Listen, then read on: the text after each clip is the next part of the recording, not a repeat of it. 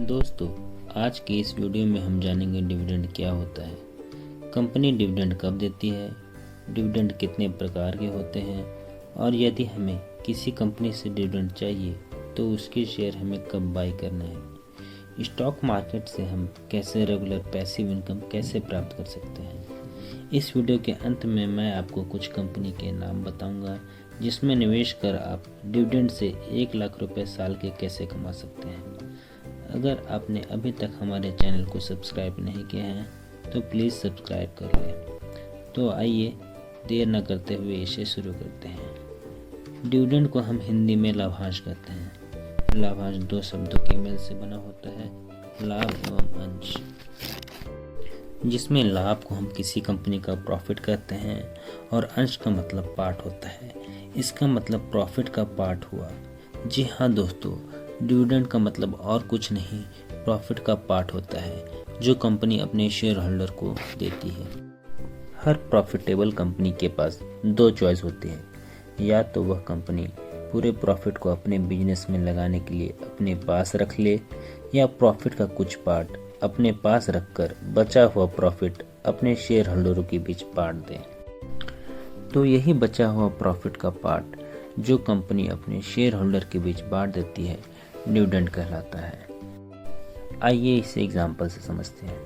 मान लीजिए मेरे पास आईटीसी कंपनी के 1000 शेयर है और कंपनी ने अपने एजीएम में 5 रुपये प्रति शेयर डिविडेंड अनाउंस किया है, तो मुझे मेरे बैंक अकाउंट जो मेरे डीमैट अकाउंट से लिंक है उसमें 5000 रुपये प्राप्त होंगे, क्योंकि मेरे पास 1000 शेयर हैं और कंपनी ने 5 रुपये प्रति शेयर डिविडेंड का अनाउंस किया है।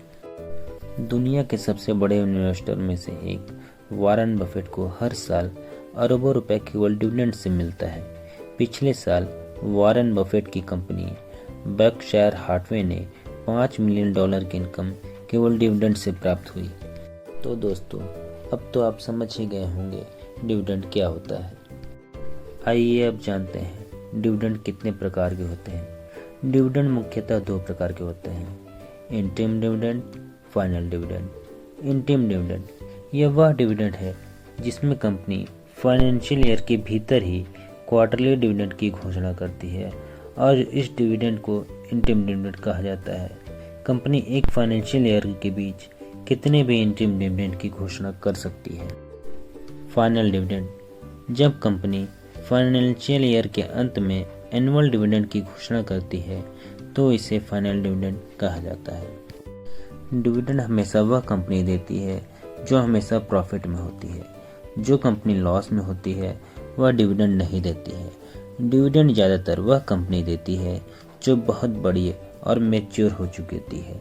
न्यू कंपनी अपने बिजनेस को तेज़ी से बढ़ाना चाहती है, इसलिए नई कंपनी अपना सारा प्रॉफिट अपने बिजनेस को बढ़ाने में लगाती है, क्योंकि कंपनीज को पता होता है आज के प्रॉफिट को बिजनेस में लगाकर फ्यूचर में बहुत अधिक प्रॉफिट कमाया जा सकता है। इससे शेयर होल्डर को 2 तरीके से फायदा होता है। पहला, जब कोई कंपनी अपने प्रॉफिट को बिजनेस में लगाकर सही से इस्तेमाल करती है तो भविष्य में कंपनी का प्रॉफिट और बढ़ जाता है, जिससे कंपनी के शेयर की प्राइस भी बढ़ जाती है। दूसरा, यदि कंपनी आगे डिविडेंड देने का फैसला करती है तो वह डिविडेंड आज के डिविडेंड से कहीं ज़्यादा होता है। कंपनी डिविडेंड कब देती है? डिविडेंड देने का फैसला कंपनी के एनुअल जनरल मीटिंग, जिसे हम एजीएम के नाम से जानते हैं, उसमें किया जाता है। एजीएम में कंपनी के बोर्ड ऑफ डायरेक्टर बैठते हैं। कंपनी जब डिविडेंड देने की घोषणा करती है तो डिविडेंड तुरंत ही नहीं मिल जाता, क्योंकि शेयरों की ट्रेडिंग लगातार एक्सचेंज पर चल रही होती है। ऐसे में पता लगाना मुश्किल है कि किसे डिविडेंड देना है।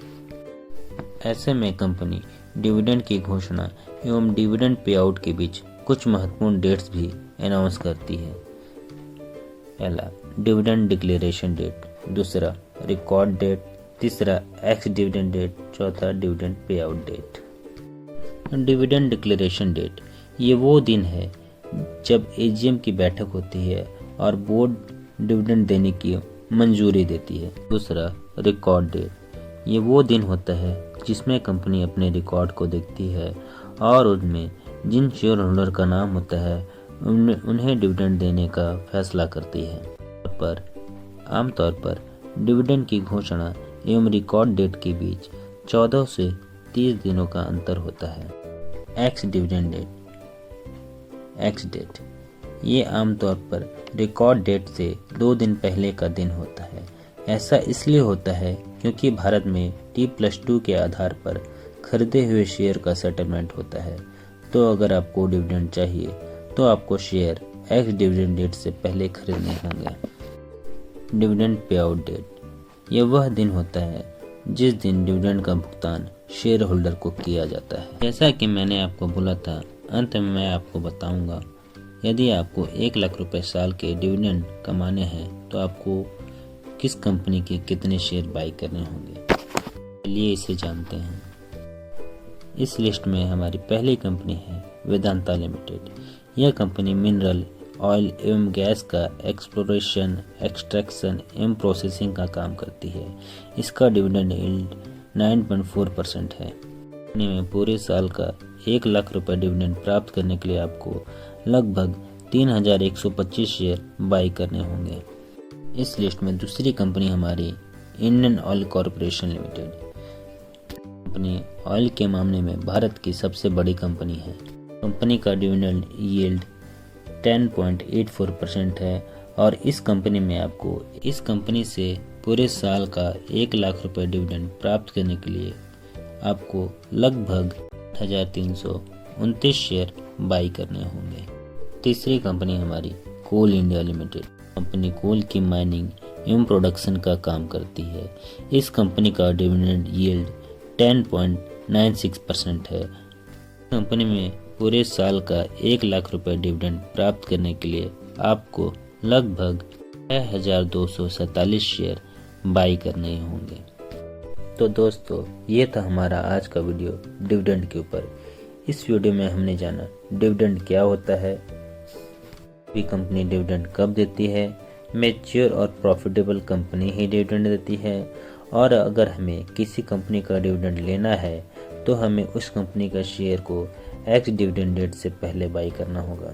और अगर हमें साल का 1 लाख रुपए डिविडेंड प्राप्त करना है तो कंपनी में कितने शेयर हमें बाई करने होंगे। अगर आपको हमारा ये वीडियो पसंद आया है तो प्लीज़ इस वीडियो को लाइक कीजिए, और डिविडेंड को लेकर कोई भी सवाल है तो नीचे कमेंट बॉक्स में लिखें।